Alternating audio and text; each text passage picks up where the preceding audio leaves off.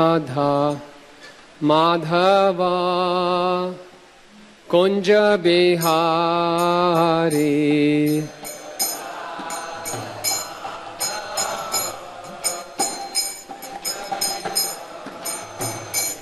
जय राधा माधवा कुंज बिहारी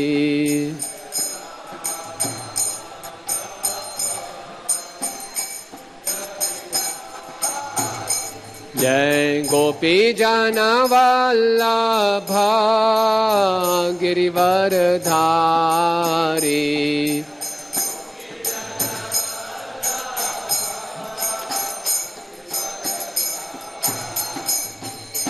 यशोदानंदन व्रज जनरंजन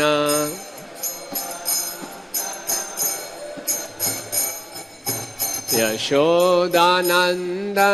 व्रज जनरंजन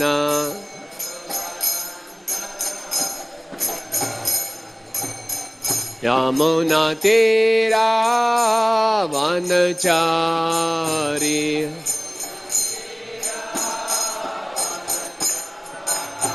यमुना तीरा वनचारी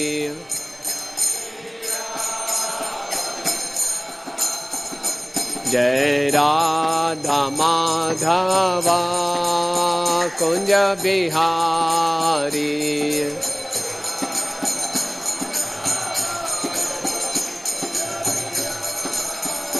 हरे कृष्णा कृष्णा कृष्णा हरे हरे हरे रामा राम राम हरे हरे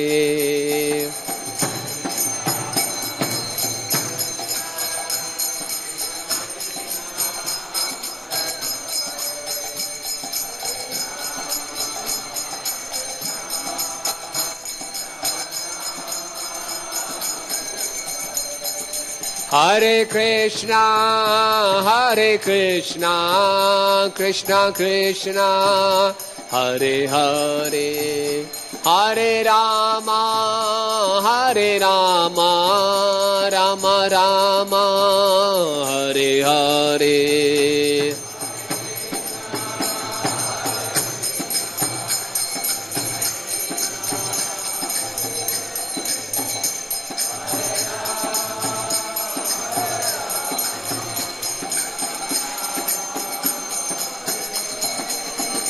हरे कृष्णा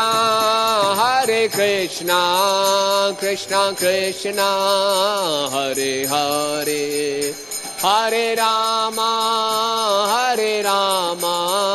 राम राम हरे हरे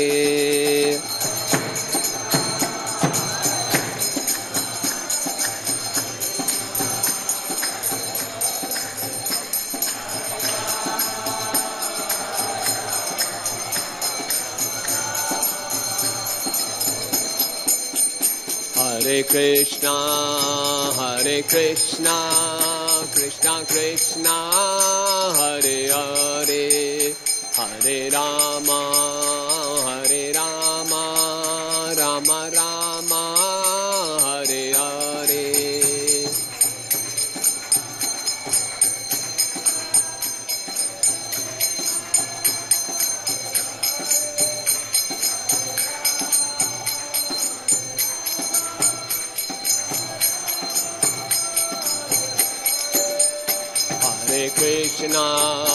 हरे कृष्णा कृष्णा कृष्णा हरे हरे हरे राम राम राम हरे हरे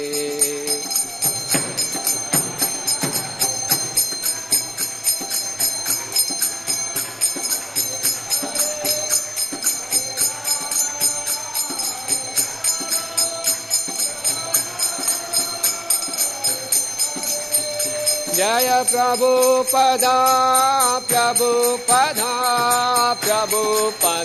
श्रील प्रभुपदा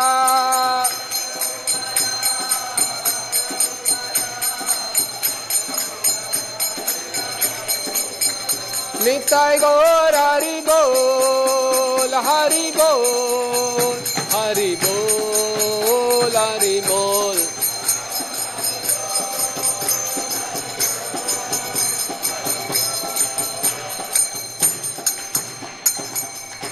जय विष्णुपाद परमहंस भौजिकाचार्य स्तोत्र श्री श्रीमद his divine grace A C Bhaktivedanta Swami Srila Prabhupada की ISKCON फाउंडर आचार्य जगत गुरु save the whole world A C Bhaktivedanta Swami Srila Prabhupada की जय विष्णुपाद परमहंस भौजिकाचार्य स्तोत्र श्री श्रीमद his divine grace Shila Bhakti सिद्धांत सरस्वती ठाकुर महाराज प्रभुपाद की अनंत कोटि वैष्णव के नामाचार्य शिला हरिदास ठाकुर के प्रेम से कहो श्री कृष्ण चैतन्य प्रभु नित्यानंद श्री अद्वैत गदाधर शिवासादि गौर भक्त वृंद की श्री श्री राधा पाता साथी ललिता विशाखा सखी की श्री श्री राधा राधिका रमन जी की श्री श्री गौ निताय की सीताराम लक्ष्मण हनुमान जी की वृंद देवी तुलसी महारानी की ग्रंथ राज श्रीमद् भागवतम की निताय गौर प्रेमानंदे। All glories to the assembled devotees, all glories to the assembled devotees, all glories to the assembled devotees, all glories to Shri Shri Guru and Gauranga, all glories to Srila Prabhupada ki. Om Namo Bhagavate Vasudevaya.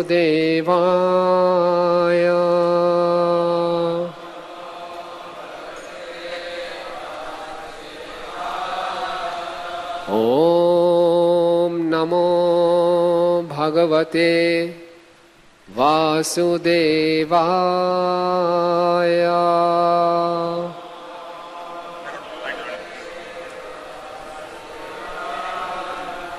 Om Namo Bhagavate Vasudevaya.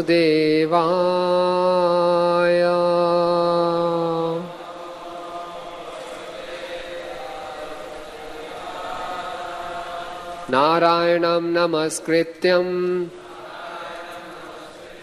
नरं चैव नरोत्तमं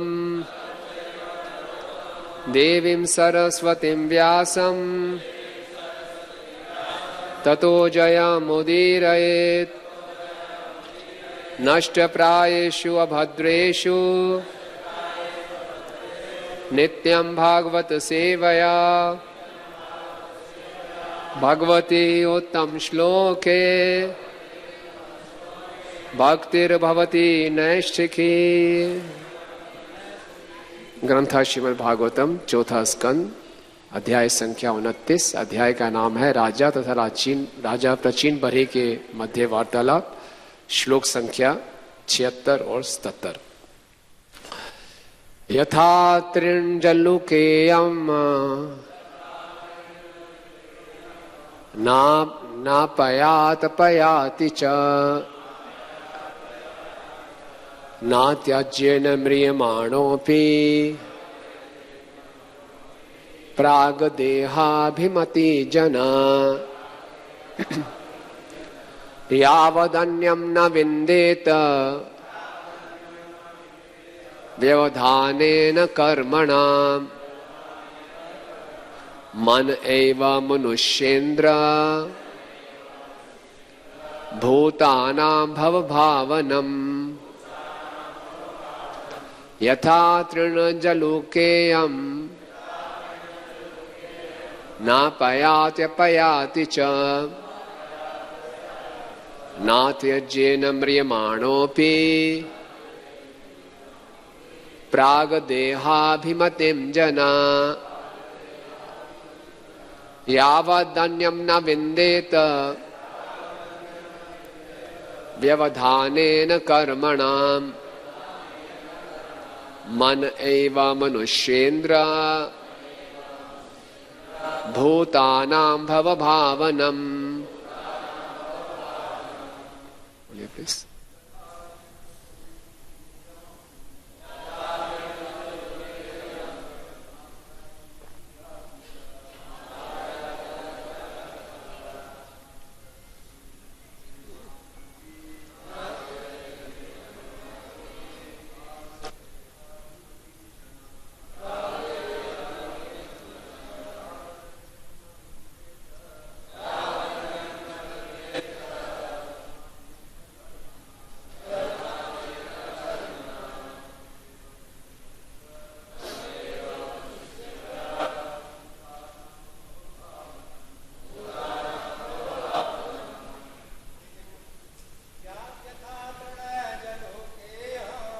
यथा तृणा जलक्रिया न पयात पयाति च न त्यजेन म्रियमाणोऽपि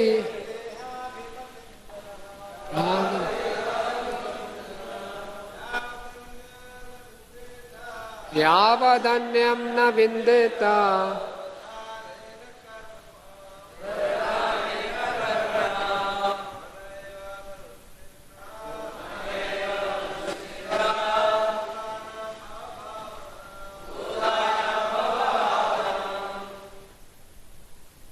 माताजी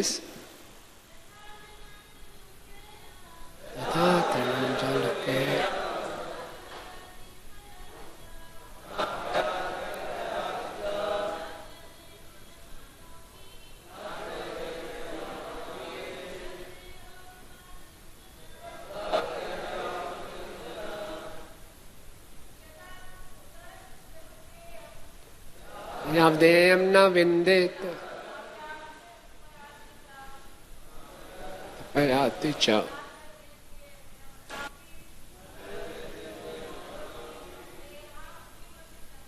रागदेह विमुक्तिं जना। धन्यवाद। शब्दार्थ अनुवाद एवं तात्पर्य ऐसी भक्ति वेदांत स्वामी श्रील प्रभुपाद जी के द्वारा श्रील प्रभुपाद की। यथा जिस प्रकार तृण जलों का एक प्रकार का कीट, इयम यह न अपयाति जाति नहीं है, अपयाति जाति है, चा भी ना नहीं, त्यजेत त्याग देता है, म्रियमाणः मरण प्राय, अपि भी प्राग पूर्व देह शरीर के साथ, अभिमतिम पहचान, जनः व्यक्ति, यावत जब तक, अन्यम दूसरा, ना नहीं, विंदेत प्राप्त करता है, व्यवधानेन रुकने से, कर्मणाम कर्मों का, मनः मन, एव निश्चय ही, मनुष्य इंद्र हे पुरुषों के शासक, भूतानाम समस्त जीवों का, भव संसार का, भावनम कारण। झल्ली कीट विशेष एक पत्ती को छोड़ने के पहले दूसरी पत्ती को पकड़कर एक से दूसरी पत्ती में जाती है। इस प्रकार जीव को अपना शरीर त्यागने के पूर्व अपने पूर्व कर्म के अनुसार अन्य शरीर को ग्रहण करना होता है। इसका कारण यह है कि मन सभी प्रकार की इच्छाओं का आगार भंडार है। तात्पर्य, भौतिक कार्य में अत्यधिक लिप्त जीव भौतिक शरीर के प्रति बहुत अधिक आसक्त रहता है। यहाँ तक कि मृत्यु के समय भी वह अपने शरीर के विषय में तथा अपने संबंधियों के बारे में सोचता रहता है। इस प्रकार वह देहात्म बुद्धि में इतना लीन रहता है कि मृत्यु के क्षण तक भी अपने वर्तमान शरीर को छोड़ना नहीं चाहता। कभी कभी कोई व्यक्ति मृत्यु के पूर्व अनेक दिनों तक मूर्छा अवस्था में रहता है। यह विशेष रूप से उन तथाकथित राजनीतिज्ञों तथा नेताओं के साथ घटित होता है जो ये सोचते हैं कि उनके बिना सारे देश तथा समाज में अराजकता फैल जाएगी। यही माया है। राजनीतिक नेता अपना राजनीतिक पद नहीं छोड़ना चाहते। उनका या तो किसी शत्रु के द्वारा वध कर दिया जाता है या फिर मृत्यु उन्हें मिटा देती है। उत्तम व्यवस्था द्वारा जीव को दूसरा शरीर प्रदान किया जाता है, किंतु वर्तमान शरीर के प्रति आसक्ति के कारण वह दूसरे शरीर में नहीं जाना चाहता। अतः उसे प्राकृतिक नियमों के अनुसार दूसरा शरीर स्वीकार करने को बाध्य किया जाता है। प्रकृति क्रियमाणानि गुणे कर्माणि सर्वशः अहंकार विमूढ़ात्मा कर्ता हम इति मन्यते। प्रकृति के तीन गुणों के अधीन मोहग्रस्त जीव अपने आप को उन समस्त कार्यों का कर्ता मान बैठता है जो वास्तव में प्रकृति द्वारा संपन्न होते हैं। भगवत गीता 3:27। प्रकृति अत्यंत प्रबल है और भौतिक गुण मनुष्य को दूसरा शरीर ग्रहण करने के लिए बाध्य कर देते हैं। यह शक्ति तब दिखती है जब जीव एक उत्तम शरीर से अधम शरीर में जाता है। जो मनुष्य इस शरीर में कुत्ते या सुअर जैसा आचरण करता है उसे अगले जीवन में कुत्ते या सुअर का शरीर धारण करना होगा। भले ही कोई प्रधानमंत्री या राष्ट्रपति के शरीर का भोग कर रहा हो, किंतु जब उसे यह पता चल जाता है कि उसे कुत्ते या सुअर का शरीर धारण करना पड़ेगा तो वह वर्तमान शरीर को त्यागना नहीं चाहता। अतः वह मृत्यु के पूर्व अनेक दिनों तक मूर्छा में पड़ा रहता है। अनेक राजनेताओं को मृत्यु के समय ऐसा देखा गया है। निष्कर्ष यह है कि अगला शरीर परम नियंता द्वारा पहले से ही निश्चित कर दिया जाता है। जीव तुरंत ही वर्तमान शरीर को छोड़कर दूसरे में प्रवेश कर जाता है। कभी कभी जीव अनुभव करता है कि वर्तमान शरीर की उसकी अनेक इच्छाएं पूरी नहीं हो पाई। जो अपने जीवन के प्रति अत्यधिक आसक्त होते हैं उन्हें प्रेत शरीर में रहना पड़ता है और दूसरा स्थूल शरीर धारण करने को नहीं मिलता। यहां तक कि प्रेत शरीर में भी वह अपने पड़ोसियों तथा संबंधियों को तंग करते रहते हैं। ऐसी स्थिति का मुख्य कारण मन है। मन के ही अनुसार विभिन्न प्रकार के शरीर उत्पन्न होते हैं और जीव को उन्हें ग्रहण करना पड़ता है। इसकी पुष्टि भगवद गीता 8:6 में हुई है। यम यम वापि स्मरण भावम त्यजते अंते कलेवरम तम तम एवेति कौन्तेय सदा तद्भाव भाविता। शरीर छोड़ते समय मनुष्य जैसी अवस्था का स्मरण करता है उसे वैसे ही निश्चित रूप से प्राप्त करता है। अपने शरीर तथा मन में मनुष्य चाहे कुत्ते की तरह या ईश्वर की तरह सो सकता है और उसे अगला जीवन उसी के अनुसार मिलता है। इसकी व्याख्या भगवद गीता 13:22 में की गई है। पुरुष प्रकृतिस्थो ही भुंगते प्रकृति जान गुणन कारणम गुण संगस्य सत्योनि जन्मशु। प्रकृति में स्थित जीवात्मा प्रकृति से उत्पन्न 3 गुणों का भोग करते हुए जीवन शैली अपनाता है। गुणों का यही संग जीवात्मा के उत्तम अधम योनियों में जन्म का कारण है। जीव भौतिक गुणों के संग के अनुसार ही उत्तम या अधम शरीर में देहांतर करता है। यदि वह तमोगुण का साथ करता है तो उसे पशु या अधम शरीर का प्राप्त होता है, किंतु यदि वह सतो या रजोगुण का साथ करता है तो उसे तदनुसार शरीर प्राप्त होता है। इसकी पुष्टि भगवद गीता 14:18 में की गई है। ऊर्ध्वं गच्छन्ति सत्वस्सा मध्य तिष्ठति राजसा जगन्य गुणवृत्तिस्था अधो गच्छन्ति तामसा।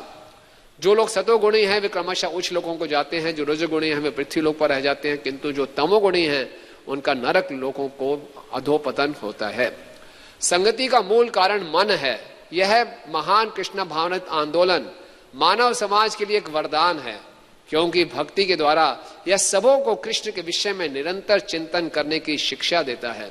इस प्रकार जीवन के अंत में मनुष्य कृष्ण की संगति को प्राप्त होता है। यह नित्य लीला प्रविष्ट अर्थात गोलोक वृंदावन में प्रवेश कहलाता है। भगवद गीता 18:55 का कथन है, भक्ते माम अभिजानाति यामनश्चास्मि तत्वता ततो मा तत्वतो ज्ञाता विश्चे तदनंतरम। केवल भक्ति के द्वारा भगवान के सही रूप को समझा जा सकता है। जब कोई ऐसी भक्ति से परमेश्वर का पूर्ण बोध कर लेता है तो वह भगवान के धाम में प्रविष्ट हो सकता है। कृष्ण भक्ति में मन के पूर्ण रूप से लीन होने पर मनुष्य गोलोक वृंदावन नामक लोक में प्रवेश कर सकता है। भगवान की संगति को प्राप्त करने के लिए कृष्ण को समझना आवश्यक है। कृष्ण को समझने की विधि भक्ति कहलाती है। कृष्ण के स्वरूप को समझ लेने पर मनुष्य कृष्ण लोक में प्रवेश करने, उनकी संगति करने का पात्र बन जाता है। ऐसे प्रतिष्ठित पद का कारण मन है। मन से ही मनुष्य को कुत्तों या सूरों जैसे शरीर प्राप्त हो सकते हैं। अतः मन को कृष्ण भक्ति में लीन रखना मानव जीवन की महानतम सिद्धि है। ओम अज्ञानतिमिरन्धस्य ज्ञानाञ्जनं शलाकया चक्षुरुन्मीलितं येन तस्मै श्री गुरुवे नमः। श्री चैतन्य मनोभीष्टं स्थापितं येन भूतले स्वयं रूप कदा मह्यं ददाति स्वपदान्तिकं। वन्देऽहं श्री गुरु श्रीयुत पदकमलं श्री गुरून् वैष्णवांश्च श्री रूपं साग्रजातं सहगण रघुनाथान्वितं तं सजीवं साद्वैतं सावधूतं परिजन सहितं कृष्ण चैतन्य देवं श्री राधा कृष्ण पादान् सहगण ललिता श्री विशाखान्वितांश्च। हे कृष्ण करुणा सिंधु दीन बंधु जगतपते गोपेश गोपिका कांत राधा कांत नमस्तुते। तप्त कांचन गौरांगी राधे वृंदावनेश्वरी वृषभानुसुते देवी प्रणमामि हरिप्रिये। वांछा कल्पतरुभ्यश्च कृपा सिंधु भयेव च पतितानां पावनेभ्यो वैष्णवेभ्यो नमो नमः। जय श्री कृष्ण चैतन्य प्रभु नित्यानंद श्री अद्वैत गदाधर शिवासादि गौर भक्त वृंद। हरे कृष्णा कृष्णा कृष्णा हरे हरे, हरे राम राम राम हरे हरे। नमः ओम विष्णुपादाय कृष्ण पृष्ठाय भूतले श्रीमते भक्ति वेदांत स्वामिनिति नामिने। नमस्ते सारस्वत देवे गौरवाणी प्रचारिणे निर्विशेष शून्यवादी पाश्चात्य देश तारिणे। हरे कृष्णा। तो सभी भक्तों से आशीर्वाद की याचना करते हुए, वरिष्ठ भक्तों से, श्रीधाम प्रभु से, महामंत्र प्रभु से, जीतामित प्रभु, मोहन रूपा प्रभु जी से, ये बहुत ही विशेष श्लोक है और प्रभुपाद जी का तात्पर्य बहुत विस्तार में है। तो अपने शुद्धिकरण के लिए और आप सबके आनंद के लिए कुछ चर्चा करने का प्रयास करेंगे। यहाँ पे नारद मुनि राजा प्राचीन भविष्यत को, जो पिछले अध्यायों में उन्होंने पुरंजन की कथा की, जो रूपक चित्र था उसका विस्तार में वर्णन करते हैं। और फिर बाद में पिछले कुछ श्लोकों से ये समझा रहे हैं कि कैसे जीवात्मा एक शरीर छोड़कर दूसरे शरीर में जाता है। और इसका मुख्य कारण है मन एव मनुष्यानाम कारणम बंध मोक्षय। मन को हम कैसे हैंडल करते हैं, मन का कैसे हम उपयोग करते हैं, ये हमारे बंधन या मोक्ष का कारण भी बन सकता है। प्रभुपाद अपने तात्पर्य में लिख रहे हैं, मन किस प्रकार के हम जिस जीवन में विचार इच्छाएं अनुकूल करते हैं, हमें कुत्ते या सुअर का भी शरीर मिल सकता है या फिर हम भगवत धाम वापस भी जा सकते हैं। यह है पावर ऑफ एब्जॉर्प्शन। किस तरह से, किन वस्तुओं में, किन विषयों में हम अपने मन को लीन करते हैं। तो पूरा जीवन, ये वर्तमान जीवन भी और भविष्य के जीवन केवल इसी पर निर्भर है। तो बहुत ही कुछ बेसिक बातें प्रभुपाद जी ने तात्पर्य में लिखी और एक साधक को बार बार ये बातों को स्मरण करना अति आवश्यक है। कृष्णा पुस्तक के भूमिका में श्रील प्रभुपाद जी लिखते हैं कि एक व्यक्ति को हमेशा दो वस्तुओं को हमेशा स्मरण करते रहना चाहिए। क्या क्या है वो? कृष्ण और मृत्यु ना, क्योंकि मृत्यु का स्मरण हमेशा होते रहना चाहिए। फाइनल एग्जाम, मुख्य परीक्षा, सब कुछ निर्धारित किया जाएगा मृत्यु के समय, चेक किया जाएगा मन की स्थिति कैसे है। पूरा जीवन हमारे पास है तैयारी करने के लिए, अपने मन को शुद्ध करने के लिए। तो ये कभी भूलना नहीं चाहिए। भगवान की बहिरंगा शक्ति इतनी शक्तिशाली, इतनी प्रबल है कि हम सब कुछ भूल जाते हैं। कितनी क्रियाएं हमने अटेंड कर ली, कितनी बारी शमशान घाट गए, लोगों का दाह संस्कार किया, प्रवचन दिए, लेकिन हृदय में कुछ परिवर्तन नहीं, ध्यान भी नहीं आता कि एक दिन हमें भी मृत्यु का सामना करना पड़ेगा। लेकिन ऐसे प्रवचन जब बार बार पढ़ते हैं, सुनते हैं तात्पर्य, तो याद दिला रहे हैं। और प्रभुपाद पिछले श्लोक के तात्पर्य में ही लिख रहे हैं कि जब तक किसी समाज में इस श्लोक की समझ नहीं होगी, देनोस्मिन् यथा देहे कौमारम जरा तथा देहांतर प्राप्ति, कि देहांतर तो होगा ही होगा। जब तक किसी समाज में, सभ्यता में इस श्लोक की समझ नहीं है, वो समाज अज्ञानता की ओर ही बढ़ता जाएगा। तो बहुत सुंदर ढंग से प्रभुपाद हमें समझा रहे हैं। और एक भक्त के लिए मृत्यु का भय बहुत आवश्यक है। और भक्त के लिए इस भौतिक जगत का अस्तित्व बहुत भयावह होना चाहिए। वैसे तो भक्त निर्भीक होते हैं, भजहु रे मन श्री नंद नंदन अभय चरण अरविंद रे। भक्त को किसी चीज से डर नहीं लगता, नरक जाने से भी डर नहीं लगता, लेकिन भक्त को इस भौतिक अस्तित्व से जरूर डरना चाहिए। श्रीमद् भागवतम के दशम स्कंद के पहले अध्याय में, जहां की देवकी माता के गर्भ से भगवान श्री कृष्ण प्रकट होने वाले हैं, तो विश्वनाथ चक्रवर्ती ठाकुर पाद अपने तात्पर्य, अपने टीका में लिखते हैं कि जो षडगर्भ असुर हैं वो मरीचि के 6 पुत्र थे। मरीचि मन के अवतार हैं, तो मन से 6 अनर्थ उत्पन्न होते हैं, काम, क्रोध, लोभ, मोह, मद, मत्सर, जो देवकी गर्भ में 6 पुत्रों के रूप में आए। और इनका वध कंस ने किया। देवकी की तुलना भक्ति देवी से की गई है। भक्ति के गर्भ से कृष्ण प्रकट होते हैं। और कंस की तुलना की गई है भय से, भौतिक अस्तित्व के भय से। तो जब भौतिक अस्तित्व का भय होता है तो मन के अंदर ये जो 6 असुर हैं, काम, क्रोध, लोभ, मोह, मत्सर, में ये भौतिक अस्तित्व का भय इन 6 असुरों का वध करता है और भक्ति के गर्भ में कृष्ण की उत्पत्ति होती है। यानी कि जब भक्त भौतिक अस्तित्व से डरता है तो भक्ति में आगे बढ़ता है। तो इसलिए हमें डरना चाहिए कि कभी भी मृत्यु आ सकती है। और अगर पूछना चाहिए, क्या मैं मृत्यु के लिए तैयार हूं? क्या इस समय मेरे मन का स्कैनिंग किया जाए? भगवान के पास सभी तरह के कैमरे हैं, ऑडियो, वीडियो, थिंक, क्या थिंक कर रहे हैं हम, क्या सोच रहे हैं, तुरंत उसकी मैपिंग हो जाएगी। वो मैप कैमरा हमेशा हमें देख रहा है, जब वो क्लिक होगा यानी कि मृत्यु का समय है, तो उस समय फोटो खींची जाएगी किस प्रकार मन में विचार है। एक बार पात्री प्रभु चर्चा कर रहे थे कि कुछ रशियन डिवोटीज गए मायापुर में, गंगा में स्नान कर रहे थे। स्नान करते करते एक भक्त बिल्कुल डूबने लगा और बिल्कुल डूब ही गया, और जब वो डूब गया बड़ी मुश्किल से कुछ वहां के मायापुर निवासी थे, उन्होंने उनको जाके बचाया, बड़ी मुश्किल से उसके पंपिंग किया, पानी बाहर निकाला, हॉस्पिटल में ले जाया गया, धीरे धीरे वो रिकवर हुआ। तो भक्तों ने बाद में पूछा कैसा अनुभव था आपका, एकदम मृत्यु के नजदीक आप पहुंच गए थे। बोले हाँ, जब मैं डूब ही रहा था तो मुझे लग रहा था अब तो मृत्यु आने ही वाली है। तो बोले क्या विचार आए थे आपके मन में? तो बेचारे चुप हो गए, कहे नहीं बता पाऊंगा। बताइए तो इसे क्या अनुभव था? तो उनको बहुत संकोच हो रहा था और रोते हुए उन्होंने बोला कि बहुत मुझे कुंठा हो रही है, बहुत शोक हो रहा है कि किस प्रकार का विचार आया था। बोले ऐसे में पता नहीं क्या हुआ, अचानक मेरे मन में एक दृश्य आया जो बहुत समय पहले मैं टीवी में एडवर्टाइजमेंट देखता था टूथपेस्ट की, एक सुंदर सी माता जी हंसते हुए, उसका चेहरा सामने आ गया। तो अगर इस समय भगवान ने मेरी रक्षा कर ली, अगर इस समय मैंने शरीर छोड़ दिया होता तो निश्चित रूप इसी संसार में आता किसी स्त्री की देह में। तो हम गारंटी नहीं ले सकते कि हम इस्कॉन में हैं तो अगला जन्म तो निश्चित रूप से भगवत धाम जाएंगे ही जाएंगे, चांसेस बहुत ब्राइट है। एक बार प्रभुपाद से किसी जर्नलिस्ट ने पूछा आपके और आपके भक्तों का क्या होगा? प्रभुपाद ने बोला हम निश्चित रूप से भगवत धाम जा रहे हैं। बोले अरे कैसे कह सकते हैं? बोला yes, we know Krishna's name, we know Krishna's address, we know Krishna's activity, and Krishna says जन्म कर्म च मे देवम एवं यवेति तत्वता त्यक्त्वा देहम पुनर्जन्मा नेति मामेति स अर्जुना, कि जो मेरे जन्म कर्म को जानेगा निश्चित रूप से मेरे पास वापस आएगा। तो हम लोग निश्चित रूप से भगवत धाम जाएंगे, ये प्रभुपाद जी की गारंटी है अगर हम प्रभुपाद जी के आदेशों का सही ढंग से पालन करें। इसको हम गारंटी नहीं ले सकते। तो उस भक्त का ये अनुभव था, बड़े अच्छे भक्त थे, अच्छी साधना करते थे, लेकिन कुछ भी हो सकता है। तो बहुत सावधानी बरतनी चाहिए कि हमारे मन की स्थिति कैसी है।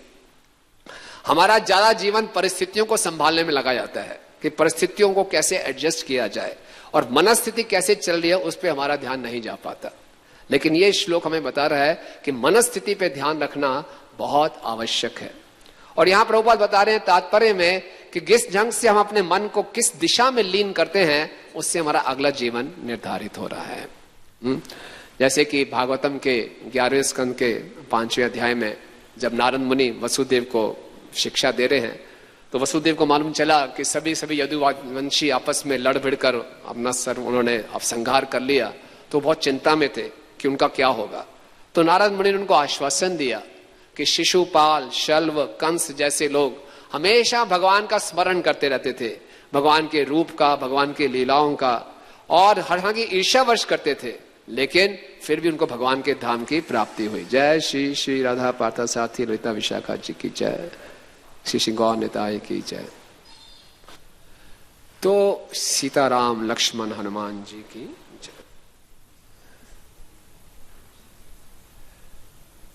तो उन्होंने बताया कि हालांकि ये असुर भगवान का स्मरण द्वेषवश करते थे, लेकिन फिर भी उनको सालोक्य सारूप्य मुक्ति प्राप्त हुई।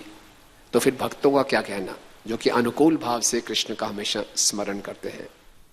इसी प्रकार से हम देखते हैं भागवतम के 11वें स्कंद में ही अवधूत ब्राह्मण यदुजी राजा से बताते हैं कि उन्होंने क्यों कौन से अपने शिक्षा गुरु ग्रहण किए। तो उसमें बताते हैं कि एक बारी पूरी राजा का कारवां चल रहा था, ढोल मृदंग बाजे बज रहे थे, लेकिन वहां पर एक व्यक्ति था जो तीर बना रहा था और तीर को और पैना बना रहा था। तो पूरा का पूरा कारवां निकल गया, लेकिन वो जो व्यक्ति है अपने तीर पे ही काम करता रहा। तो उससे उन्होंने सीखा किस प्रकार से अपने मन को लीन करना चाहिए, एकाग्र करना चाहिए। फिर उन्होंने एक और गुरु बनाया। एक भृंगी ने एक कमजोर से कीड़े को अपने छत्ते में डाल दिया जबरदस्ती और उसको वहां पे कैद कर दिया। जो एक कमजोर कीड़ा था ये भय से हमेशा उस भृंगी के बारे में सोचता रहा कि कहीं मुझे मार ना दे, उसके रूप के बारे में, उसकी क्रियाओं के बारे में सोचता रहा। तो सोचते सोचते क्या हुआ, इसी जीवन में उसने उस भृंगी का स्वभाव ग्रहण कर लिया। तो इसी ढंग से तात्पर्य में समझाया जाता है कि मनुष्य अगर अपने मन को भगवान की लीलाओं, भगवान के नाम गुण लीलाओं के विषय में चिंतन में लगाता है तो वो इसी जीवन में अपने आप को मुक्त कर सकता है और शरीर छोड़ने के बाद भगवत धाम वापस जा सकता है। प्रभुपाद अपने कई तात्पर्यों में ये भी उस श्लोक को भी उदित करते हैं, किस प्रकार से कछुआ पानी में रहते हुए उसके जो अंडे हैं वो भूमि पर हैं, तो कछुआ अपने अंडों पर मेडिटेट कर रहा है, ध्यान कर रहा है, लेकिन अंडों पे ध्यान करते करते वो वहां से बच्चे उत्पन्न हो रहे हैं। उसी ढंग से हालांकि हम गोलोक धाम से तथाकथित बहुत दूर हैं, लेकिन भगवान का ध्यान लगा के हम इसी संसार में रहते हुए भगवत भाव को प्राप्त कर सकते हैं। ये मन की शक्ति है, किस प्रकार से हम मन को किन विचारों में लीन करते हैं, ये हमारी स्वेच्छा के ऊपर निर्भर है। मन को कहीं ना कहीं तो लीन करना ही है, कहीं ना कहीं तो उसने एब्जॉर्ब होना ही है। और अगर हमने भगवान के विचारों में अपने आप को एब्जॉर्ब नहीं किया मन को, तो भौतिक विषयों में जाएगा, भौतिक विषयों में जाएगा तो एक और भौतिक जीवन हमें मिलेगा। जिस प्रकार से हमारे विचार हैं, जिस प्रकार से हमारी इच्छाएं हैं, उससे हमने अपने पता नहीं कितने ही भविष्य के शरीर निर्धारित कर चुके हैं। तो बहुत ही खतरनाक है, कितने ही शरीर निर्धारित हो चुके हैं। तो क्या किया जाए? और हम देखते हैं कि मन को कहीं ना कहीं लीन करना अति आवश्यक है। और लीन करने से क्या होता है, मन को किसी भी अवस्था में जब एब्जॉर्ब करते हैं तो हम उस वर्तमान परिस्थिति से ऊपर उठ जाते हैं। जैसे कि हम सबका अनुभव होगा, जैसे कोई बच्चा भी है, अगर वो कोई फिल्म देख रहा है या क्रिकेट मैच देख रहा है तो खाना पीना सोना भूल जाता है ना। जैसे कभी पहले कोई मैच होते थे ऑस्ट्रेलिया न्यूजीलैंड में, तो लोग सुबह 3 बजे उठ जाते थे, मंगल आरती के लिए नहीं, मैच देखने के लिए, है ना। उठ जाते थे और भूल गए, नींद से ऊपर उठ गए, सोने से ऊपर उठ गए और उसी में पूरा एब्जॉर्ब्ड है ना। इसी ढंग से अगर हमारा मन उदास होता है और हमारे सामने कोई 56 भोग भी रख दे तो खाने की इच्छा नहीं होगी, क्योंकि मन उदासी में एब्जॉर्ब्ड है ना। तो वर्तमान परिस्थितियों से हम ऊपर उठ जाते हैं अगर हम मन को किसी भी अवस्था में लीन करते हैं। जैसे कि एक बार चैतन्य महाप्रभु ने सनातन गोस्वामी को बुलाया कि आप मध्याह्न में मेरे यहां प्रसाद ग्रहण कीजिए। और सनातन गोस्वामी के शरीर में पूर्ण तरह से बड़े घाव थे और सनातन गोस्वामी मध्याह्न में निकले सिद्धबकुल से यामेश्वर महादेव की ओर, टोटा गोपीनाथ के पास। और जब महाप्रभु के पास पहुंचे तो महाप्रभु ने पूछा किस रास्ते से आए हो? तो उन्होंने बताया कि मैं समुद्र के रास्ते से आया हूं। तो महाप्रभु ने बोले क्यों, इतनी गर्मी में समुद्र की रेत में क्यों चल के आए? तो उन्होंने कहा कि मैं अगर वहां से निकलता और जगन्नाथ मंदिर के पुजारी मुझे छू लेते तो वो अशुद्ध हो जाते। तो महाप्रभु बोला इतनी धूप में तुम्हारे पैरों में देखो छाले पड़े हैं, तुम्हें पता भी नहीं चला? तो सनातन गोस्वामी बोलते हैं नहीं, आपके मिलने के विचारों में मैं इतना मग्न था, मुझे पता ही नहीं चला कि पैरों में छाले पड़ रहे हैं, है ना। तो देखिए वो मग्न थे, महाप्रभु से मिलना है तो इतनी धूप में रेत में हम जाते हैं, जगन्नाथपुरी हम जाते हैं, अगर मध्याह्न में रेत में हम चल नहीं सकते, चलना नहीं पड़ता, वहां नृत्य करना पड़ता है। और सनातन गोस्वामी चल के जा रहे हैं, भागते हुए जा रहे हैं कि महाप्रभु से मिलना है, उनको पता भी नहीं चला पांव में छाले पड़ गए। तो ये एब्जॉर्प्शन क्या कि महाप्रभु से मिलना है।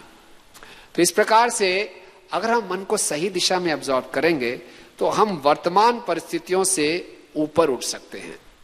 ये बात समझने की है। तो अब कैसे मन को एब्जॉर्ब किया जाए? हम सब देखते हैं कि हमारा जीवन 3 प्रकार का जीवन हम जीते हैं। एक तो है हमारी सार्वजनिक जीवन, है ना, हमारी पब्लिक लाइफ है। पब्लिक लाइफ है जिसमें हम लोगों से मिलते हैं, जुलते हैं और इसमें हम लोग वैष्णव सदाचार का पालन करते हैं और कृष्ण हमारे जीवन के केंद्र में रहते हैं, एक साधक का जो पब्लिक लाइफ है। उसके बाद एक होता है हमारा व्यक्तिगत जीवन। ब्रह्मचारी आश्रम में वापस जाते हैं तो ठीक है, ब्रह्मचारियों से हमारी बोलचाल है, या कोई गृहस्थ आश्रम है तो घर में कुछ व्यक्तिगत अपने प्रिय स्वजनों से मिलना जुलना, बातचीत करना, ये हमारी पर्सनल लाइफ है। तो हमारा उसमें भी हम कृष्ण को केंद्र में रखते हैं या प्रयास करते हैं।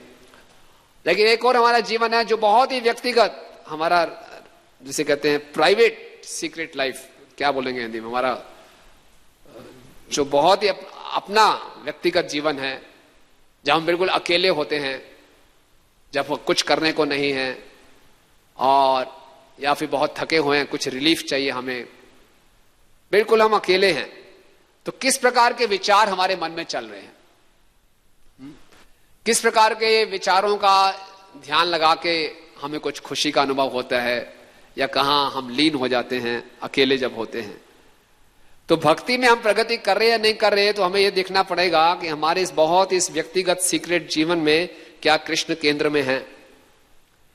अगर इस समय भी कृष्ण केंद्र में है तो इसका मतलब ठीक है, हम भक्ति में सही कर रहे हैं। क्योंकि भगवान के शुद्ध भक्त हैं वो केवल भगवान के विषय में हमेशा सोचते ही नहीं है। भगवान कहते हैं मद चित्ता मदगत प्राणा बोधयंत परस्परम। उन्होंने अपना चित्त ही अपने भगवान को समर्पण कर दिया है, पूरा चित्त भगवान को समर्पण कर दिया है। केवल सोचना हमेशा भगवान के विषय में तो एक ऊंची अवस्था है ही है। भगवान कहते हैं जिसने अपना चित्त ही समर्पण कर दिया है, कुछ है ही नहीं। चित्त, भगवान कपिल माता देवहूति को समझाते हैं कि हमारे अंतःकरण का सबसे सूक्ष्म भाग है ना, चेतो दर्पण मार्जनम। इस चित्त के ऊपर तरह तरह के हमारे कई जन्मों के संस्कार छिपे पड़े हैं और इन संस्कारों को ही हमने शुद्ध करना है और इन्हीं चित्त के मध्य में कृष्ण होने चाहिए, तब हम भगवत धाम वापिस जा पाएंगे। तो हमारे जीवन का उद्देश्य इस चित्त के ऊपर कृष्ण की छापें छापना, कृष्ण के नाम की, कृष्ण की लीलाओं की ये छापें छापना। कैसा जीवन जिए कि चित्त पर कृष्ण की छापें छपें। तो जो हमारा प्राइवेट जीवन है उसमें हमेशा कृष्ण का स्मरण हो रहा है, चित्त पे केवल कृष्ण की छाप है, ये जीवन का लक्ष्य है। और ये पूरा चित्त भगवान में लगा देना, मत चित्ता सर दुर्गाणी मत प्रसादा तरिष्यसि। अगर ऐसा हो गया, अपना चित्त हमने भगवान को दे दिया, तो भगवान कह रहे हैं हर प्रकार की कठिनाइयों से तुम पार कर जाओगे। और प्रभुपाद कह रहे हैं कि कृष्णा भावना भावित आंदोलन है, किस लिए? हमेशा कृष्ण का स्मरण करने के लिए। और ये पूरे समाज को एक बहुत बड़ा आशीर्वाद है, वरदान है कि हमें शिक्षा दी जाती है, प्रशिक्षण दी जाती है कि कैसे हम अपने मन को भगवान में लगाएं। प्रभुपाद कहते हैं ये कृष्णा कॉन्शियसनेस है, this is the training of the subtle body. ये सूक्ष्म शरीर का प्रशिक्षण है। कैसे सूक्ष्म शरीर? तभी इस आंदोलन का नाम रखा गया कृष्णा भावना भावित आंदोलन। अपनी भावनाओं को कैसे कृष्ण पर केंद्रित रखना है 24 आवर्स, तो इसके लिए प्रशिक्षण दिया जाता है। कोई कह सकता है कि ठीक है, आप लोगों को कृष्ण में लीनता होती है, मुझे तो मदिरा पान करके एब्जॉर्प्शन मिलता है, तो क्या दिक्कत है? तो मुझे तो उसमें सुकून मिलता है, कुछ सुख मिलता है, आपको कृष्ण में मिलता है, एक ही बात है। कहीं ना कहीं तो ध्यान लगाना है, हमने यहां ध्यान लगा लिया, वहां ध्यान लगा लीजिए। उद्देश्य तो एक है कि दुखों से छुटकारा पार मिल रहा है हमें भी और आपको भी। तो ठीक है, अगर हम ऐसा कुछ करते हैं तो कुछ समय के लिए हमें कुछ सिनेमा देखा, कुछ नशा किया, कुछ समय के लिए हम वर्तमान स्थिति से दूर हो जाते हैं, लेकिन फिर वापस हमें उन स्थितियों में आना ही पड़ता है। जैसे कि अगर कोई चलचित्र देखता है, सिनेमा देखता है, तो जब हम फिल्म देख रहे हैं तो उस हीरो के साथ साथ क्या हो रहा है, तो दर्शक है पूरा अपने आप को हीरो के जीवन के साथ आइडेंटिफाई करता है ना। हमें याद है जब बचपन में एक बार हम फिल्म देख रहे थे तो हीरो ने फाइटिंग सीन चल रहा था, बड़ी जोर से हीरो ने एक लात मारी, तो पीछे से एक व्यक्ति बैठा था, उसने भी अपने आगे वाली सीट को जोर से लात मारी, तो वही हॉल में लड़ाई झगड़ा शुरू हो गया। तो पूरा व्यक्ति देखते हैं हीरो रो रहा है, उसकी मां मर गई तो वो भी रो रहा है ना, हीरो हंस रहा है तो वो भी हंस रहा है। उसका पूरा का पूरा इमोशंस जो जो चल रहा है वो पूरा उस इमोशन से जा रहा है। वो भूल जाता है अपने आप को कि मेरी पत्नी बच्चे क्या है, मेरा क्या जीवन है, सब कुछ भूल जाता है। और वही भूलने वो आया है, बड़ी पहले से प्लानिंग करता है, टिकट बुक कराता है कि इस जीवन में जाऊंगा, उस इमोशंस को देखूंगा।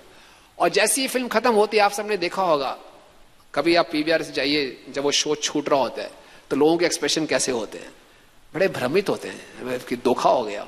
वापिस आए तो फिर वही धूप, वही अपना जीवन है ना, वो सारे के सारे जो इमोशंस वो खत्म हो गए, अब एक नया जीवन शुरू हुआ, एक नई फिल्म शुरू हो गई है ना। तो आत्मा को इस प्रकार के नशे से संतुष्टि नहीं मिलेगी। आत्मा एक परमानेंट नशा ढूंढ रहा है, जो भगवान के साथ जो उसकी एक्सटेसी है, जो संबंध है, इन सब चीजों से उसकी पूर्ति नहीं हो सकती। और इस प्रकार के भ्रम में अपने आप को फंसाना, लीन करना आत्मा के लिए बहुत बड़ा संकट है, कष्ट है, बहुत बड़ी पीड़ा है। और यही हम सहते आए हैं, इसी उम्मीद में कि अब ये करेंगे, अगले इल्यूजन में अपने आप को डालेंगे, हम अपने दुखों को भूल जाएंगे। दुखों को कुछ टाइम के लिए भूलते हैं, लेकिन दोबारा से वो दुख और प्रकट हो जाते हैं।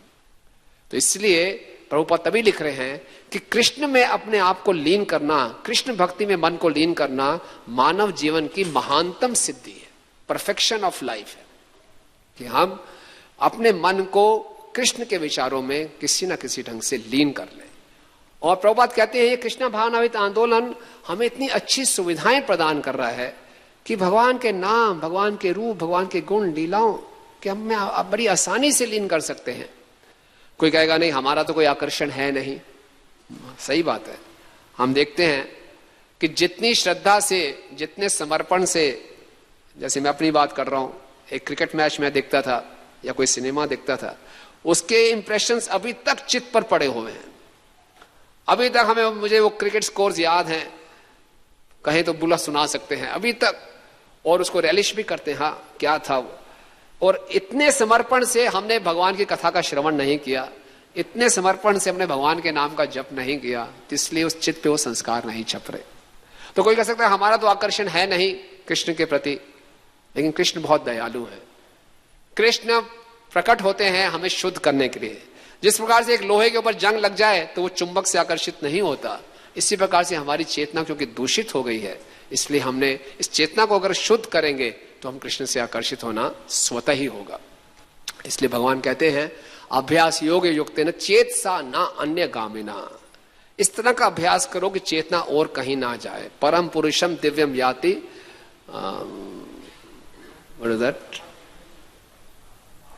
पार्थ अनुचिंतन, कि परम पुरुषम दिव्यम याति पार्थ अनुचिंतन, कि पार्थ चिंतन करते हुए आप उस परम पुरुष को प्राप्त करेंगे। ये अभ्यास करेंगे चेतना कहीं इधर उधर ना भटके। अनन्य चेता सतम यो मां स्मृति निश्चित तस्य हम सुलभम पार्थ नित्य युक्त से योगिना, जो अनन्य भाव से मेरा चिंतन करता रहेगा उसको मेरे लिए प्राप्त करना बहुत ही सुलभ है। तो अब प्रश्न उठता है कि कैसे अपने मन को लीन किया जाए। हम ये बात तो समझ गए कि मन अगर भगवान में लीन नहीं है तो अंते नारायण स्मृति नहीं होगा, जो कि मनुष्य जीवन की सिद्धि है, और हमें बार बार इस संसार में आना पड़ेगा। और मन को भगवान में लीन करना अति आवश्यक है, यही जीवन की सिद्धि है और यही साधना भक्ति है। भगवान 12वें अध्याय के भगवद्गीता के 9वें श्लोक में बता रहे हैं कि अगर आप अपने चित्त को मुझ में नहीं लगा सकते तो अभ्यास करो, प्रैक्टिस करो, यानी कि साधना भक्ति करो, और उससे क्या होगा, उसको मुझे पाने की आपके अंदर इच्छा जागृत होगी। तो क्या किया जाए साधना भक्ति में, किन चीजों का ध्यान रखा जाए कि हमारा मन हमेशा भगवान में लीन रहे और कभी भी ये फाइनल एग्जाम आए उसके लिए हम तैयार रहे। तो इसके लिए हमने कुछ 5-6 पॉइंट्स बनाए हैं। सबसे पहले है कि हमारी जो साधना होनी चाहिए वो सचेत होनी चाहिए, है ना, पूरे अटेंटिव साधना होनी चाहिए। और साधना का सबसे महत्वपूर्ण अंग है जप करना, है ना, हरे कृष्ण कृष्ण कृष्ण हरे हरे, हरे राम राम राम हरे हरे। जप इस प्रकार से होना चाहिए कि वो हमारी चेतना को छुए, तभी चित्त साफ होगा। उदाहरण दिया जाता है कि एक छोटी सी शीशी में, बॉटल में अगर हमने मलमूत्र भर लिया और उसको टाइटली पैक कर दिया एकदम, और अच्छे ढंग से पैक करके उसको गंगा जी में फेंक दिया, तो कितने चांसेस हैं कि वो जो बॉटल है वो शुद्ध हो जाएगी? होगी? निश्चित रूप से नहीं होगी, पूरा टाइटली पैक्ड है। इसी प्रकार से हो सकता है हम कई सालों से जप तो कर रहे हो, लेकिन पूरा फुल प्रूफ किया हुआ है कि जप प्रूफ है, हमारी जो चेतना है कि हरि नाम एंटर ना कर पाए, तो कैसे होगा, है ना। बोले प्रभु जी बहुत साल हो गए, वही काम वासना है, वही द्वेष। यस, क्योंकि पूरा टाइटली पैक्ड है, भक्ति प्रूफ हमने चेतना को बना दिया है, घुसने नहीं देंगे, जो अंदर है वैसे ही रहेगा, तो कैसे होगा। तो इसलिए हरि नाम को छूना पड़ेगा, चित्त को छूना पड़ेगा, है ना। तो क्या करना चाहिए, बताया गया है हरि नाम में एब्जॉर्प्शन कैसे आएगा। तो हरि नाम के जप में दे आर 4 A's। सबसे पहले ए है अट्रैक्शन, हरिनाम से आकर्षण होना चाहिए। जब हम हरिनाम की महिमा सुनते हैं तो उससे आकर्षण होगा, जहां आकर्षण होगा वहीं ध्यान जाएगा, अटेंशन होगा। हम देखते हैं संसार की कोई वस्तु में आकर्षित करती है तो हमारा ध्यान उसकी तरफ जाता है।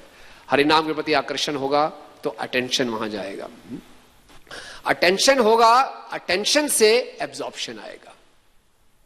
बिना अटेंशन दिए हरिनाम में एब्जॉर्प्शन नहीं आएगा, और जब एब्जॉर्प्शन आएगा उसके बाद अफेक्शन होगा, प्रेम होगा हरिनाम से। तो इसलिए ध्यान पूर्वक जप अति आवश्यक है। हरिनाम चिंतामणि में भक्तिविनोद ठाकुर जी वो प्रसंग का वर्णन कर रहे हैं कि चैतन्य महाप्रभु को कैसे हरिदास ठाकुर, नामाचार्य हरिदास ठाकुर से पूछ रहे हैं कि हरिनाम का जप कैसे किया जाए। हरिदास ठाकुर महाप्रभु के चरणों में गिर के रो रो कर बताते हैं कि आप सब जानते हैं, लेकिन आपकी आज्ञा है फिर भी मैं कहूंगा। और उन्होंने कहा कि हरिनाम का जप बहुत ध्यानपूर्वक करना चाहिए और भक्तों के संग में करना चाहिए। और फिर हरिदास भक्तिनाथ ठाकुर वहां पर लिखते हैं, निश्चित रूप से भक्तों के संग में हमें हरिनाम का जप करना चाहिए, लेकिन कुछ जप हमें अकेले बैठ के भी करने का प्रयास करना चाहिए, जिसमें हम हरिनाम से प्रार्थना कर सके। मैं हूं और हरिनाम है, प्रार्थना कर सके। कि हरिनाम का जप प्रभुपाद कहते हैं कोई ऑफिशियल मेडिटेशन नहीं है ना। ये केवल हमारा ज्यादा ध्यान, पुराना माने मैं छोटे मुंह बड़ी बात बोल रहा हूं, दुस्साहस कर रहा हूं, अपनी बात एक्सपीरियंस शेयर कर रहा हूं। ज्यादा ध्यान होता है कि ये माला नीचे हो जाए, अंदर कैसे चल रहा है ये इतना फर्क नहीं पड़ता ना। भक्त लोग इसके प्रति बहुत कॉन्शियस रहते हैं कि ये नहीं रुकनी चाहिए, ये चलती रहे, अंदर कुछ रुक भी जाए कोई चक्कर नहीं है ना। ट्रेन में हम जाते हैं, एक भक्त के साथ हम जा रहे थे ट्रेन में। अब ट्रेन में तो हम जानते ही हैं, जब करते हो वैसे भी नींद आती है और ट्रेन में तो और बढ़िया हालत हो जाती है। हरे कृष्ण, सो गए। तो देखो जब ऐसे हो रहा है बीच में सो गए काफी, फिर हरे कृष्ण, लेकिन कुछ समय के बाद अपने आप ये नीचे कर दिया। अरे ये बहुत अटेंटिव है कि हरिनाम के प्रति अटेंशन नहीं है, लेकिन इसके प्रति हम पूरे अटेंटिव हैं, क्योंकि इतनी मेहनत से एक मन का है, तो ये कहीं भूल ना जाए। तो इस ऑफिशियल मेडिटेशन से काम नहीं चलेगा, हृदय से हृदयांगम होके इस जप को करने का प्रयास करना चाहिए और हरिनाम की महिमा सुननी चाहिए, इसके प्रति आकर्षण बढ़ाते रहें और ध्यान पूर्वक जितना हो सके करें, एक दूसरे को उत्साहित करें। भक्तों के संग का यही लाभ है। और इस प्रकार से, क्योंकि अगर हरिनाम का जप ठीक हो गया तो हम देखेंगे पूरा दिन हमारा एक सही चेतना में निकलता है। प्रभुपाद से किसी ने पूछा, प्रभुपाद कैसे मालूम चलेगा कि मैंने जप अच्छा किया है? तो प्रभुपाद बोला, जब अच्छा किया है तो आप कहेंगे वाई 16, वाई नॉट 16,000, है ना। 16 माला ही क्यों, 16,000 माला क्यों नहीं, है ना। अच्छा जप की है, लेकिन हमारा क्या होता है, जैसी 16 माला हुई हमें हरि नाम से मुक्ति प्राप्त हो गई, है ना। अब अगले दिन देखेंगे, अगले दिन से पहले दर्शन करने की भी आवश्यकता नहीं है। तो हम देख सकते हैं कितना हमारा रुझाव है। तो ये हरि नाम सबसे महत्वपूर्ण है कि हमारी साधना, attentive chanting, attentive hearing, attentive reading, हर चीज में सचेत रहने की आवश्यकता है, क्योंकि सारी साधना भक्ति का अर्थ ही यही है कि सब इंद्रियों को और मन को कृष्ण में लगाना, है ना। मन मना बहुत मत भक्तो। भगवान गीता के 9वें अध्याय में कहते हैं, यत करोषि यत स्नासी यत शोषि दासी यत तपस्या कौन्तेय तत्समर्पणम तद मदर्पणम, कि सब कुछ मुझे अर्पण करो। लेकिन इसी 9वें अध्याय के अंत में वो कंक्लूजन देते हैं, मन मना बहुत भक्तो, कि कंक्लूजन क्या है कि अपना मन मुझे अर्पण करो। और इसलिए जब मन को अर्पण करेंगे तो सभी इंद्रियों को अर्पण करना और आसान होगा। सवै मन कृष्ण पदार विंध्यो। तो इसलिए अपने मन जप में हम अटेंशन लाने का प्रयास करें। अटेंशन के लिए टेंशन करना जरूरी है कि मैं अब जप को ध्यान पूर्वक नहीं कर पा रहा, और यही प्रश्न पूछना चाहिए, यही प्रार्थनाएं करनी चाहिए कि मैं ध्यान पूर्वक जप कर सकूं। नंबर 1। नंबर 2, अक्सर हम समझते हैं कि ध्यान पूर्वक जप करना केवल 2 घंटे की एक्सरसाइज है। सुबह जल्दी उठ गए, सीधा बैठ गए और जप शुरू करें तो ध्यान पूर्वक हो जाएगा। हमारा जब ध्यान पूर्वक तब होगा जब पूरा दिन हम ध्यान पूर्वक आचरण करेंगे, है ना। सचेत व्यवहार होना चाहिए। हमारी सेवाओं में हमारे भक्तों के साथ कैसा व्यवहार है, हमारी पब्लिक डीलिंग कैसी है, किस प्रकार से हम अपने कर्तव्यों का पालन कर रहे हैं, उन कर्तव्यों का पालन करते हुए हम कितने कृष्णा कॉन्शियस हैं, कितने सचेत हैं। जिस प्रकार से हम श्रवण अध्ययन करके गए हैं सुबह 9 बजे तक, हम देखते हैं सुबह 9 बजे तक हमारा एक अलग पर्सनैलिटी होता है। प्रसाद पाने के बाद हम पूरी पर्सनैलिटी चेंज हो जाती है, एक अलग ही व्यक्तित्व होता है। रजोगुण और तमोगुण का एक ऐसा प्रभाव होता है। होना क्या चाहिए, जो हम पढ़ के गए हैं, जो हम सुन के गए हैं, उसका प्रभाव हमारा अगले 22 घंटों में पड़ना चाहिए। लेकिन होता क्या है, जब हम जप कर रहे हैं, जब हम श्रवण कर रहे हैं, पूरे दिन की गतिविधियां उसको प्रभावित करती हैं। होना क्या चाहिए कि जो हमारा सुबह 9 बजे तक हमारी सुंदर क्रियाएं हैं, इसका प्रभाव पूरे दिन को ये पूरे प्रभावित करे। लेकिन पूरे दिन की क्रियाएं हमारे इस साधना के समय को प्रभावित करती है। जप करते समय भी हम पूरे दिन की प्लानिंग कर रहे हैं, श्रवण करते समय भी हम टाइम देखते हैं, कब खत्म होगा, ये करना है, वो करना है, ये करना है। तो हुआ क्या, ना हम इन कोर कृष्णा कॉन्शियस एक्टिविटी में ही कृष्णा कॉन्शियस हो पाए, और ना जो बाहर की हम सेवाएं करेंगे, लोगों से आदान प्रदान करेंगे, उसमें कृष्णा कॉन्शियस हो पाए। तो मन कहाँ लीन हुआ। तो अटेंटिव रहना पड़ेगा, प्रयास करें कि हमारे व्यवहार किस प्रकार से हम भक्तों से व्यवहार कर रहे हैं सेवा करते हुए। मृत्यु के समय ये नहीं देखा जाएगा कि कितने बड़े बड़े प्रोजेक्ट्स हमने कर लिए हैं, ये देखा जाएगा कैसे मन की स्थिति कैसी है। धर्म सुनिष्ठा विश्वक से न कथा न उत्पादे यदि रतिम श्रम एव ही केवलम। हमने सारी ये सेवाएं की, सारी ये भागदौड़ की, उसका मुख्य फल क्या होना चाहिए, भगवान की कथाओं के प्रति, हरिनाम के प्रति रुचि। तो इस प्रकार से ऐसा व्यवहार करें कि वो रुचि बनी रहे। तीसरा है कि बहुत ही सचेत होकर वैष्णव सदाचार का पालन करना, है ना। वैष्णव सदाचार में आता है हम पंचांग प्रणाम करते हैं, अष्टांग प्रणाम करते हैं, उसमें एक महत्वपूर्ण अंग है मन। अक्सर उसको हम भूल जाते हैं। अगर मन को एंगेज नहीं किया प्रणाम में, तो एक फिजिकल एक्सरसाइज है, पुशअप एक्सरसाइजेस है, तो उसको अक्सर हम भूल जाते हैं। हमारे आचार्य गणों ने सब कुछ दिया है, स्मरतवे सततम विष्णु ना विस्मृते जातुचित, सब कुछ दिया है कि हम हमेशा भगवान का स्मरण कर सकें, कभी ना भूले। ध्यान आवश्यकता किसकी है कि सारे इन भक्ति की अंगों को, क्रियाओं को कुछ ध्यान पूर्वक करना। फिर चौथा है भक्तों के साथ व्यवहार, क्योंकि हम भगवान में अपने मन को लगा सके ये हमारे प्रयासों पर तो निर्भर है ही, लेकिन मुख्यतः निर्भर है भक्तों की कृपा के ऊपर, है ना। बिना उनकी कृपा के हम अपने मन को भगवान में नहीं लगा पाएंगे। तो चाहे भक्त दिखने में छोटा हो या बड़ा, हमें बहुत ही प्रेम पूर्वक उनके साथ व्यवहार और आदर पूर्वक व्यवहार होना चाहिए। हम देखते हैं रूप गोस्वामी जी कथा में किस प्रकार से रूप गोस्वामी राधा कृष्ण की लीलाओं में का स्मरण कर रहे थे, और किस प्रकार से एक भक्त को लगा कि रूप गोस्वामी जी ने उनको सही आदर नहीं दिया, और तभी उनका जो स्मरण भंग हो गया, ना। हमारी तो खैर वो स्थिति है नहीं, स्मरण शुरू ही नहीं हुआ, और अगर हमारा व्यवहार भी ठीक नहीं है भक्तों के साथ, तो कितने चांसेस हैं कि स्मरण शुरू होगा। तो चाहे किसी भी श्रेणी के भक्त हों, हमें प्रयास करना चाहिए कि यथाउचित सम्मान पूर्वक उनसे हमारा व्यवहार रहे। उन्हीं की कृपा से हम भगवान में अपने मन को लगा पाएंगे। क्षमा करें मैं ऐसी बातें बोल रहा हूं, ये अपने अनुभव से कुछ लिखने का बोलने का प्रयास कर रहा हूं। पांचवा है कि चैतन्य महाप्रभु का आदेश है कीर्तनीय सदा हरि। भगवान ने कहा मन मना भव भक्तो, हमेशा मेरे बारे में सोचो, और महाप्रभु ने उसको प्रैक्टिकल कहा कीर्तनीय सदा हरि। लेकिन हम देखते हैं कि संसार में इतने उतार चढ़ाव हैं कि उन उतार चढ़ाव को संभालने में ही हमारी भक्ति चली जाती है। भक्ति से हमें कंप्रोमाइज करना पड़ता है। किसी ने हमें कुछ कह दिया तो पूरा जब यही चलता रहता है, उसने कैसे कह दिया, ये उसको सही व्यवहार करना चाहिए था मेरे से, मेरे साथ ही हमेशा ऐसा क्यों होता है। पूरे के पूरे 2 घंटे कैसे निकल के पता ही नहीं चला, है ना। और कभी कुछ हो गया, कभी कुछ हो गया, तो हमारे लिए हमारे मन को हमेशा भगवान के चरणों में लगाना बहुत कठिन एक चुनौती बन जाती है। तो इसके लिए किसकी आवश्यकता है। भक्ति सिद्धांत स्वरूप ठाकुर महाराज कहते हैं कि इस माया जगत में उतार चढ़ाव तो आते ही रहेंगे, इस उतार चढ़ाव के बीच में हरि भजन कैसे करेंगे। तो बड़े इस उतार चढ़ाव भरे जीवन में हरि भजन के 3 मुख्य मित्र हैं। वो 3 मित्र हैं धैर्य का पालन करना, विनम्रता का, और दूसरों को आदर देना, धैर्य रखना।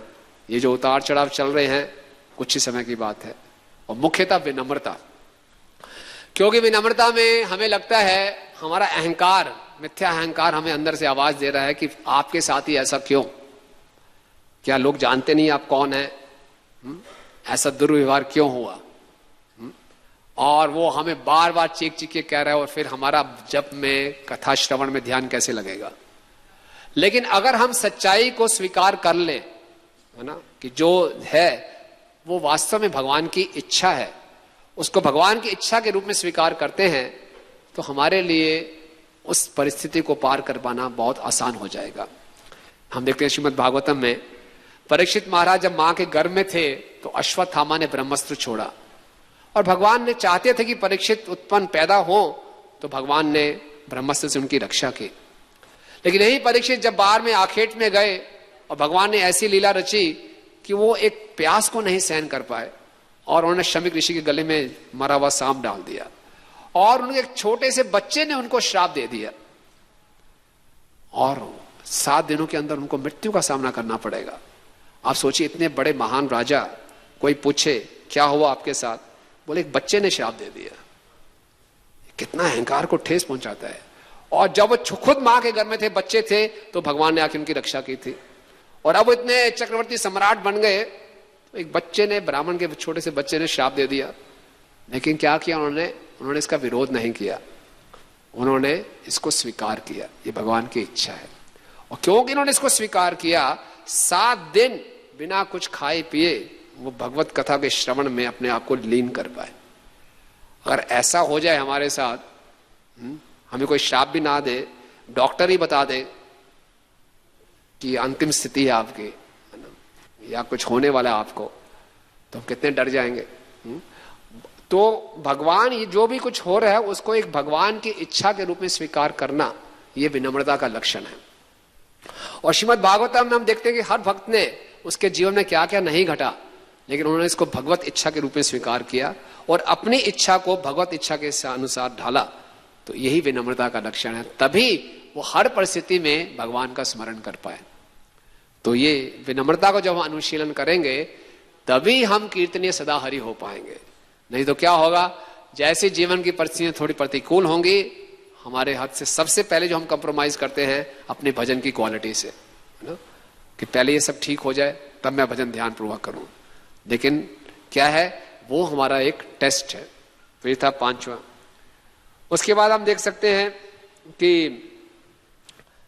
मन को भगवान में लगाना है तो कितने ही प्रकार के जो डिस्ट्रैक्शंस हैं उसको भी रिजेक्ट करना पड़ेगा नियमित रूप से, क्योंकि माया तो एक के बाद एक डिस्ट्रैक्शन छोड़ेगी और हमें हमेशा उसको रिजेक्ट करना है, तभी हम मन को भगवान में लगा पाएंगे।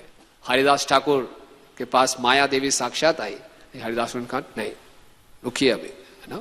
और इस प्रकार से तरह तरह के डिस्ट्रैक्शंस हमें सताएंगे, लेकिन अगर हम उनको, जितना हम भगवान में अपने मन को लगाने का प्रयास करेंगे, उस हायर टेस्ट से हमें शक्ति मिलेगी कि हम जो वो प्रलोभन है उससे अपने आप को बचा सके। तो इस प्रकार से ये साधना भक्ति में बहुत महत्वपूर्ण अंग है कि किस प्रकार से हम अपनी इंद्रियों को तो मन में लगाएं, लेकिन सबसे पहले अपने मन को प्रशिक्षित करें कि हमेशा कृष्ण के बारे में सोचता रहे। तो उसके लिए कुछ स्टेप्स थे कि हम साधना ध्यान पूर्वक करें, जो साधना के बाद हमारे का जीवन है, जो हमारी सेवा है, जो हमारी डीलिंग्स है, उसमें हम कैसे ध्यान पूर्वक रहें, किस प्रकार से हम सदाचार का हमेशा पालन करने का प्रयास करें, अपने जीवन में विनम्रता का अनुशीलन करने का प्रयास करें, और जो तरह तरह के जो डिस्ट्रैक्शंस हैं उससे हम बचें। और अंत में हम देखते हैं एक बारी तमाल कृष्ण गोस्वामी महाराज जी के इस कथा में कि जब तमाल कृष्ण गोस्वामी महाराज जी को 1971 में संन्यास मिला, तो उस समय वो जीबीसी भी थे, तो वो पहले जीबीसी थे जिनको संन्यास मिला। तो ये निर्धारित ये हुआ कि अब उनको जीबीसी की पोस्ट छोड़ देंगे और सन्यासी बनकर केवल भ्रमण करेंगे, प्रचार करेंगे। लेकिन क्योंकि भारत में उस समय बहुत प्रोजेक्ट चल रहे थे, मायापुर, बॉम्बे, वृंदावन, और गिरिराज महाराज जी को भी तबीयत खराब हो गई, वो वापस अमेरिका चले गए, तो प्रभुपाद ने उनको वापस से मैनेजमेंट में डाल दिया और बॉम्बे टेम्पल किया पूरा उनके संरक्षण में चलना था। तो तमाल कृष्ण गोस्वामी महाराज को एज ए सन्यासी प्रचार भी करना था, एज ए जीबीसी मंदिर भी संभालना था, फंड भी कलेक्शन करने थे। तो उनका इतनी ज्यादा सेवाएं बढ़ गई कि एक बार वो प्रभुपाद के पास आए और रो रहे थे कि प्रभुपाद मैं क्या करूं, क्या क्या कर सकता हूं, फंड कलेक्शन करना है, मैनेजमेंट करना है, मंदिर संभालना है, प्रचार करना है, और रो रहे थे, मेरे लिए असंभव है सब करना। वो रो रहे थे तो प्रभुपाद हंस रहे थे। बोले प्रभुपाद आप हंस रहे हो? प्रभुपाद बोल रहे हैं आपको तो बहुत ही सौभाग्यशाली हो, आपके पास इतनी सेवाएं हैं, है ना, आपके पास इतनी सेवाएं हैं कि माया के पास कोई चांस ही नहीं है एंटर करने का, क्योंकि आप हमेशा भगवान की सेवा में एब्जॉर्ब्ड रहोगे। तो मन को लगाने का सबसे महत्वपूर्ण तरीका है कि हमेशा अपने कंफर्ट जोन से बाहर होके ज्यादा से ज्यादा सेवाएं लें। जहां हम थोड़ा सा मन को चांस देंगे, माया को चांस दिया, माया प्रवेश कर जाती है और फिर मन वहां भटक जाएगा। तो तमाल कृष्ण गोस्वामी महाराज जी को एक बहुत सुंदर संदेश दिया कि जितनी जिम्मेवारी लेंगे और जितना हम कंफर्ट जोन से बाहर जाएंगे उतना स्वतः ही हमारा मन भगवान में, प्रार्थना करनी पड़ेगी क्योंकि हेल्पलेस होंगे, इतना कुछ करना है, हम तो कुछ कर नहीं पा रहे, तो अपने आप हम भगवान को पुकारेंगे, अपने आप हम रो रो कर भगवान से जप करेंगे, तो मन हमेशा भगवान के विचारों में लीन रहेगा। हरे कृष्ण। किसी कोई विचार या टिप्पणी, प्रश्न, क्वेश्चंस, कमेंट्स?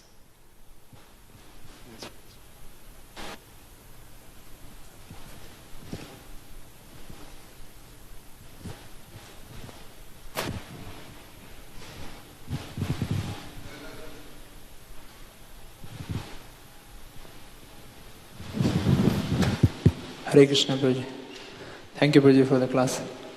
एक प्रश्न है प्रभु जी कि हम जैसे भक्ति कर रहे हैं, हमारे चित्त पे नई समझ और नई अंडरस्टैंडिंग, नए कार्य उसकी छाप आ रही है, तो जो हमने पहले कार्य किए हैं उसकी जो इम्प्रेशंस हैं, क्या वो मिट जाएंगी या फिर रिप्लेस हो जाएंगी या फिर वो रहेंगी उसमें चित्त पे?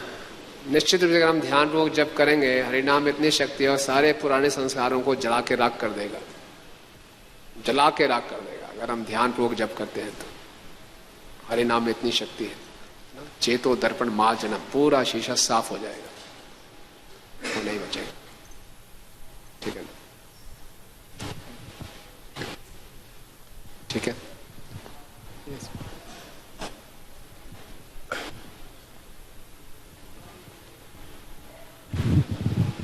हरे कृष्ण, बहुत बहुत धन्यवाद। तो प्रभु जी ने बड़ा गहरा प्रवचन दिया और बड़ा शिक्षाप्रद प्रवचन दिया है। तो इस तात्पर्य भी प्रभुपाद का बड़ा गहरा है, इसमें भी बहुत रिसर्च की संभावना है, रिसर्च का बहुत इसमें मतलब कार्य है। इसमें एक बिंदु जो है मुझे समझ में आता है कि श्लोक में मनुष्येंद्र शब्द का जो प्रयोग हुआ है कि नारद जी कह रहे हैं राजा प्राचीन बरही को मनुष्येंद्र, मनुष्यों में इंद्र यानी राजा। तो इस शब्द को लेकर के प्रभुपाद ने आज के नेताओं की बात करी है, क्योंकि आज तो राजतंत्र नहीं है, तो जो नेता लोग हैं वही राजा हैं।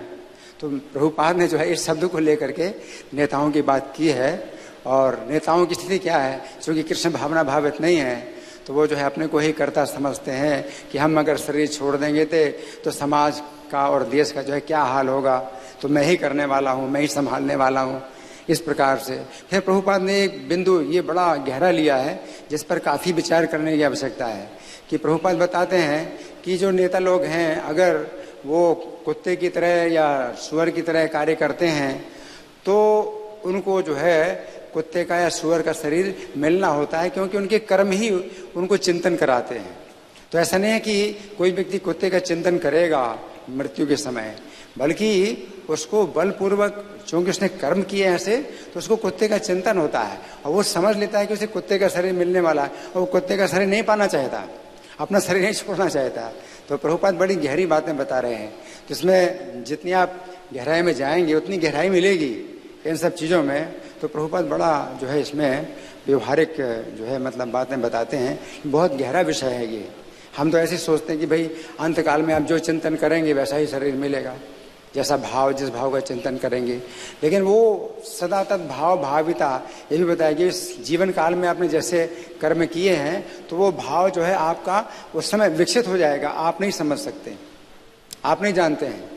तो जो नेता लोग हैं कोई भी अगले जन्म में कुत्ते बनते हैं तो उन्होंने कुत्ते का चिंतन थोड़ी किया था कि कुत्ता उनके सामने आया था, मरते समय कुत्ता उनको दिखाई दिया, कुत्ते का चिंतन किया, तो ऐसा तो नहीं है। उनके कर्म ऐसे हैं, तो वो जो भाव है उस प्रकार का आता है, उनको जो है शरीर प्राप्त करना पड़ेगा और वो नहीं पाना चाहते हैं, वो कुत्ता नहीं बनना चाहता है, उसको कुत्ते का शरीर, इसलिए कोमा में रहते हैं। तो प्रभुपाद बड़ी गहरी बातें बता रहे हैं। हरे कृष्ण। यस गजेंद्र प्रभु कुछ कहना चाहिए। हरि बोल।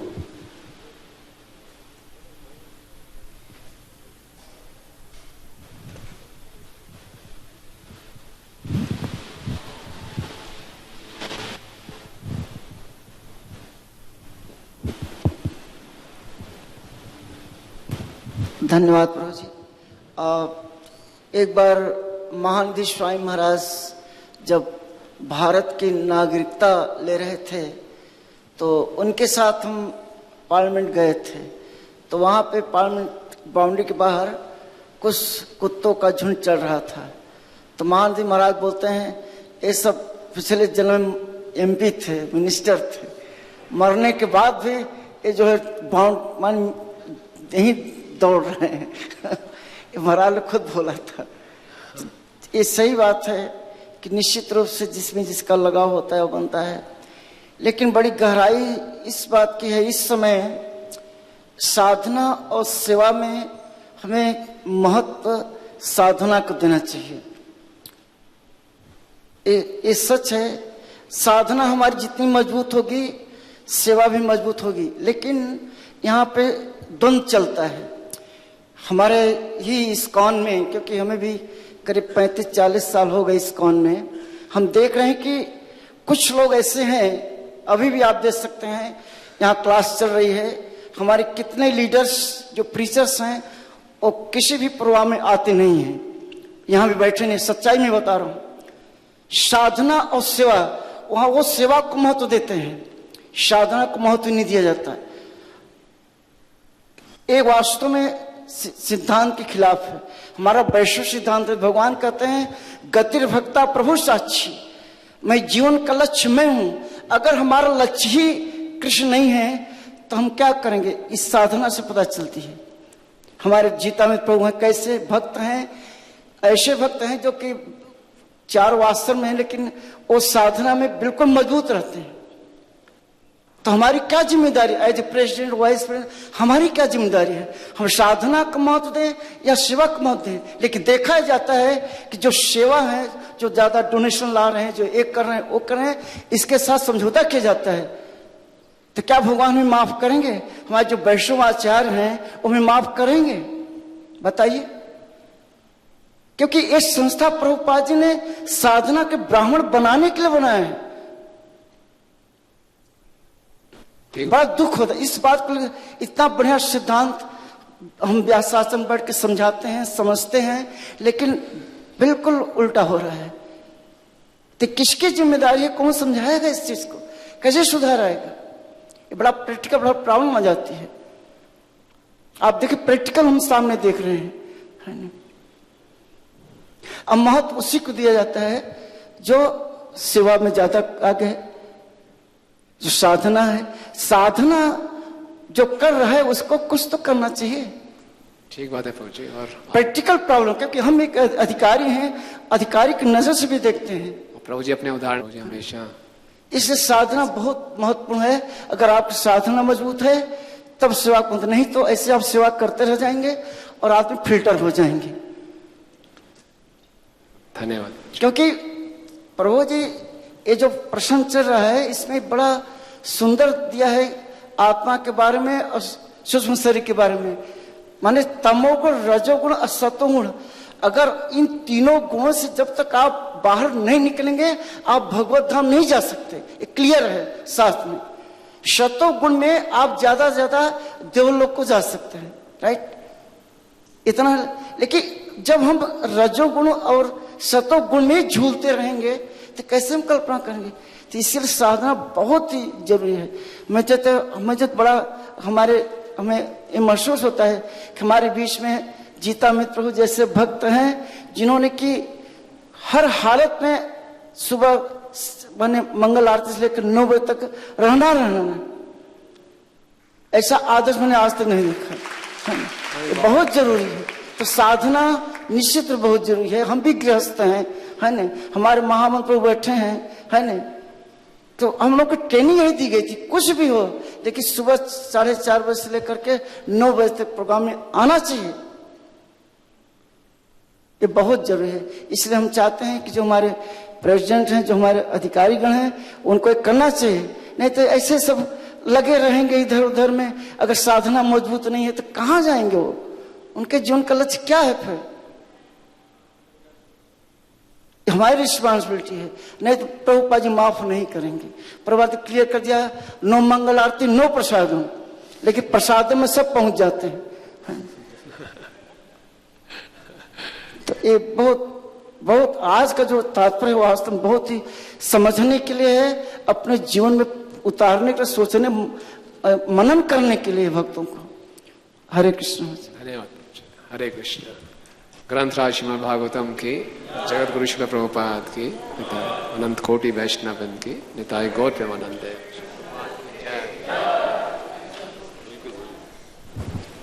कमाल कर दिया।